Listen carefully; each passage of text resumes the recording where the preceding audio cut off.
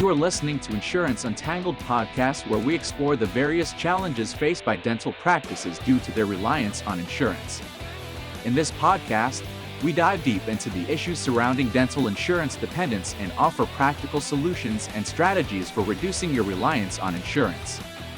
Join us as we interview industry experts, share success stories, and provide valuable insights to help you take control of your practice's financial future. Welcome to another exciting episode of the Insurance Untangled podcast. My name is Ben Tuine, and I'm one of the co-hosts of this podcast.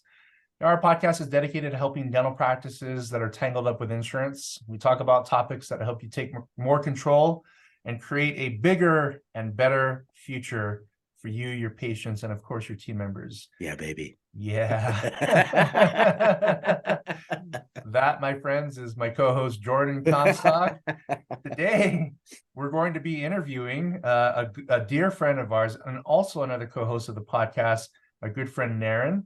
Naren, great to be with you. Jordan, great to be with both of you gentlemen today. Likewise, yes. I'm looking forward to this conversation. Thank you for having me, Ben and Jordan. Absolutely. Looking forward to it too. And we're going to talk about, are you using Google reviews to grow your practice? Which I think is a very important thing. You know, Google reviews, growing practice, to me, they seem to kind of go hand in hand in terms of reputation, new patients and all that. But, you know, I'm not going to chime in too much about that because I'm not an expert with marketing. That's why Naren's here. So Naren, you know, first question I have for you is 92% of people use Google reviews to help choose a dentist. Why is that? Why is Google so popular among people finding a dentist? Yeah, I think looking back at history is a good place to start. I still remember back in the day, 25 years ago, so this is 98, if I'm going to be precise. Right now it's 2023 as we're recording it. In 98, when you needed something, let's say you needed a new camera, there was nothing like Google. Google was, I think, brand new at the time. I think it was created in 1998. So in Wasn't those it days, like Ask Jeeves, the one that was popular back then? Yeah. And in those days, the other Yeah. search engines sucked, meaning you can spam them, and like the person who types a certain keyword 1,000 times is the one showing up first. So you didn't really get useful information from these Keyword quote stuffing. unquote, Yeah. search engines at the time. So you relied on experts. So I had a guy who was my camera guy or electronics person. You know, anytime I wanted to upgrade my camera or, you know, buy some electronics, then I would talk to him and say, you'll say, oh yeah, I know you, and I know what you want, and oh, this is what I would recommend as the next thing. But today, those people don't exist. Google has become that, you know, person we ask anything and everything from. And we are asking Google to both learn about cameras or dentistry or whatever it is, and also to decide which camera to buy or which dentist to go to. So as part of that fabric of using information to make decisions, Google did something really, really smart as a business, which is created this thing called Google reviews. And today, nobody does anything without checking Google reviews. And again, studies are showing that 92% of the people will not choose a dentist without looking at Google reviews. Wow. I guess it's because as humans, we don't want, you know, to make a mistake, you know, go to a dentist, spend thousands of dollars and be unhappy. We want to make sure that before we even walk in, we are going to be happy. So those Google reviews are a very simple, easy way in seconds to decide if somebody is good or somebody is not good. Yeah, no, I think that's really interesting. I mean, I just think of how I use the internet to find certain services. Always go to Google reviews, right? There's something too, like when you think of it, it's social proof, right? Sweet, everyone's having a great experience there. I trust them now. So back to the book of influence. Okay, so there's two reasons to focus on getting 5-star Google reviews. What are they, Naren? Yeah, the two reasons is, one is the quote that Jordan shared with us earlier today, that 92% of the people use Google reviews to help choose a dentist. So if you don't have 5-star Google reviews and tons of them, your percentage of people choosing you will come down versus somebody else who has those wonderful reviews, her percentage would go up. So these 5-star reviews, number one, will convince more patients to pick up the phone and call your office. So that's the biggest and by far the number one benefit you should do this for. The second reason you would want to do this is Google SEO and Google algorithms themselves. Many of you have heard me talk about, you know, 95% of the practices get almost no traffic for free from Google. Therefore, those 95% of the practices have to give Google lots of money for Google Ads. So how do you get into the top 5%? One of the 6 factors that will determine whether you are in the top 5% is the reviews you have. I'll talk about that more, about what Google is looking for when it comes to reviews to decide whether to rank you or not rank you. So those are the 2 reasons. One, you want to show up on Google very often. And then, of course, you want the people who are finding you to pick up the phone and call you because they see all those wonderful 5-star Google reviews. That's awesome. You know, as I hear this, Naren, it's, my mind is sort of directed towards the goals, right? So if I'm a dentist and I'm thinking, you know, what should I target in terms of Google reviews? What would be your answer to that, or at least your suggestion?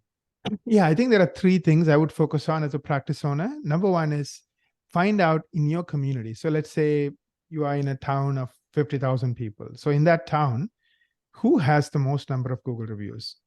And then find out how many Google reviews you have and figure out a way to beat that person. So if they have 250 reviews and you have 150, you need an extra 100 reviews to catch up to that person. So do your math, say, okay, I want to catch up to that person in 7 months, 8 months, and therefore I'm going to get so many new reviews a month. So that should be your overriding role, which is, am I the one in my community with the most number of Google reviews? And now this doesn't cost you a cent. Of course, it's going to take effort, it's going to take time, but it's not going to cost you any money because you're not going to purchase these Google reviews. You're going to have the patients who already love you write these Google reviews. So figure out how to get to number 1 and then come up with a plan to get there. So that's my first goal. The second goal I would recommend is focus on a particular type of Google reviews. We call them love letter reviews. So there are reviews where somebody might give you 4 stars, 5 stars, but they won't write more than not even a word. They'll just give you 5 stars. And then there are reviews they might write 2 words. Those are not love letter reviews. Love letter reviews are paragraph reviews when somebody literally writes 50 words, 100 words, explaining why they love your practice, why they love your team, why they love you, the doctor, and how you have made a difference in their lives. Those are called love letter reviews. Why are those important? I'll touch on it later on. One, it helps somebody be blown away when they read that love letter review to pick up the phone and call. So those awesome testimonials, those love letters convince other people to choose you. The second reason is they are full of phrases and keywords, and I'll touch on it later as to what Google is looking for in its algorithms to decide if those reviews are going to help you or not. So when you have love letter reviews, those reviews actually start helping you rank for specific keywords. So let's say in the reviews somebody mentioned implants, Google sees tons of those reviews where people mention implants, then Google is going to start ranking you more for implants.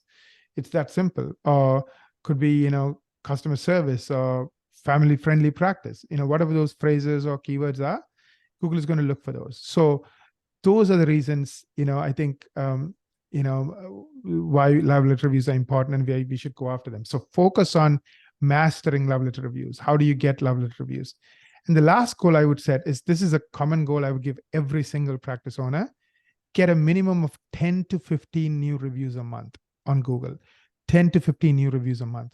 This is absolutely doable. We help, hundreds of practices, and every practice who really wants to do well in reviews is able to do it. There is a method to the madness, but definitely you can easily get 10 to 15 new reviews a month. So Naren, I have a question. After all this greatness, what's the process of getting love letter reviews? What are you seeing out there that's working for practice? Because I would imagine it's highly relationship based, but what works out there? Absolutely. We all know that when somebody's mad at you, right, they will go and write a nasty review. You don't have to prod them. You don't have to tell them. They'll just It's almost easier when they're pissed off that they're going to write a review versus happy. So exactly. Yeah, what's the magic secret sauce, Naren? Absolutely. And the reason the happy people don't write reviews is they're happy for a moment. They're happy for, 5 minutes. Later on, something else comes in, right? Maybe their next appointment, maybe something else they are worried about at work. So when this other thing that's taking up their mind space, that excitement they felt, that happiness they felt about your practice is now secondary to their concern or worry. So they all have great intentions of writing those love letter reviews, but because the other thing happens or the other thing's on their mind, they don't. So the key secret here is you have to tap into that moment they're happy. You have to somehow figure out a way to leverage that moment because it's fleeting. Like a happy patient, only when they're happy will write that review. Remember that. 10 Sure. minutes later or 10 hours later, they're not going to do it because now they're thinking of something else. So how do you tap into that moment? The technique I share is, there is an entire process, but I'll specifically focus on the love letter review. Talk about something the patient is interested in as soon as they walk in, meaning early in the appointment. So let's say they love gardening, ask about their garden. They are in a happy place. They are, just not even thinking that they're in a dental office. They're just having fun talking to a friend. Sure. After you chit chat and talk about something they really care about, could be gardening, could be their trip, could be their son, or daughter who's at university, something they're passionate about. Then you say something like, I really appreciate seeing you on our schedule. Every time we see you, we all get excited because you are such an amazing patient. You are so kind, you're so appreciative, et cetera, et cetera. You compliment them, you appreciate them. Of course, don't make it up. Only say it if you believe in it. And this is true, right? So don't just, Sure. like if somebody's nasty and you hate seeing them, then don't tell them that you love seeing them. So Yeah, they're nasty and they got a big tongue. You can't get around the teeth. So exactly. So when you appreciate the patient is going to also appreciate you. They're going to, because that's human nature. When somebody's kind to you, you're kind back to them. They're going to say, oh, I feel the same way. I love coming here. You guys are the best. And they start talking about 3, 4, 5 different reasons why they love your practice. Then you say something like, I thank you so much for saying that. You made our day. I really appreciate it. Can I ask you for a tiny favor? Of course. You know what? We love treating you and we love to treat more people like you. So I'll send you a quick link. I'll text it to you. This is the link to our Google review page. Can you take just a couple of minutes to write a review for us? And the reason I'm texting a Google link is they can write the review then and there. I know some people will give a postcard. And then you just stare at them, right? You just stare at them until they're done. Yeah. I'm teasing. Just awkwardly stare. All right, you done with that review? I'm teasing. And then they get the text right then and there when they're excited. Remember I said when people are happy, they'll do it, but 10 minutes later or 10 hours later, they won't do it. So now they're getting the text with the link when they're happy, when they're appreciative. That's how you get love letter reviews. Yeah. It's that simple, but it's a technique. It's not like the people who are getting love letter reviews are better practices than you. They just have mastered this technique that I'm sharing with you. So once you master the technique, you too can get love letter reviews. Sounds like where my mind goes, Naren, is the book How to Win Friends and Influence People. That Absolutely. may be a great book to read to really get more reviews and be genuine and authentic with people. I think that's really what you're trying to get at, right, Naren? The more genuine and authentic you are with people and grateful for them as a patient, most likely they will reciprocate. So that's one of my favorite books, How to Win Friends and Influence People. Go get it. Yeah. That is a Bible. I recommend Yes. anybody, any business owner, including dental business owners, you have to read that book. Yeah, I That's agree. awesome. So Naren, what is Google looking for in its search, its algorithm? You mentioned that, if you crush the Google game, you can be in the top 5%. What is that specific algorithm identifier? What Google's looking for when it comes to Google reviews? Absolutely. So Google looks at 6 types of things. Google reviews is the 6th thing it looks at. It's not the most important thing. It's the 6th most important, but still it is in the top 6. So Google is looking for 3 things with regards to reviews. Number one is how many reviews you have. So somebody with 3,000 reviews is going to do better than somebody with 30 reviews, right? Just sheer number of reviews. Number 2 they're looking for is the velocity. How many reviews are you getting in the last week, the last month, specifically? So, if you're getting tons of recent reviews versus somebody else has a lot of reviews, but they haven't gotten a lot of recent reviews, you're going to start getting noticed by Google because Google knows that at the current moment, in the last week, last month, you're doing really well because a lot of people are writing wonderful reviews about you. Of course, they're looking at the stars. Like if somebody has 3 stars versus somebody else has 4.5 stars, they're going to favor the one with 4.5 stars. And the last thing they're looking at is diversity. Remember, I mentioned love letter reviews where there are keywords in those reviews. That's really powerful too.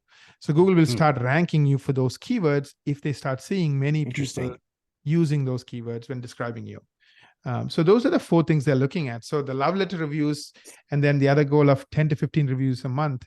I think would really go a long way in helping you, show up on Google. Now, so keep at it. So Google reviews, like anything else with Google, it's a marathon. It's not a sprint. You can't just say, "Oh, I did it. I'm done. I don't need to do it again." It's You ongoing, have to- It's ongoing. a It's work never, in progress. Yeah. yeah, it's like brushing your teeth, right? You brush your teeth till you Crap. lose your teeth, right? So it's like I got to do that every day. you have to, or you lose it, and then you'll brush your dentures. Yeah, that's how it goes. I'm gonna power wash my dentures. Yeah, and I will fix all the teeth that fall out because of that. Yeah. All right, Naren. So I'm a dentist. I want to improve my online presence. Like, where do I start? Yeah, I think a good place to start is, we would at no cost do what we call a marketing strategy meeting, which is like a review of your online marketing. Of course, we look at your Google reviews, your overall presence, and your SEO. Like, how are you doing with regards to all the things that Google is looking at? Because being in the top 5% that gets 95% of the free traffic gives you an unfair advantage. So it's a great place to start, great place to focus on. And, so that's kind of where I would start. I would focus on,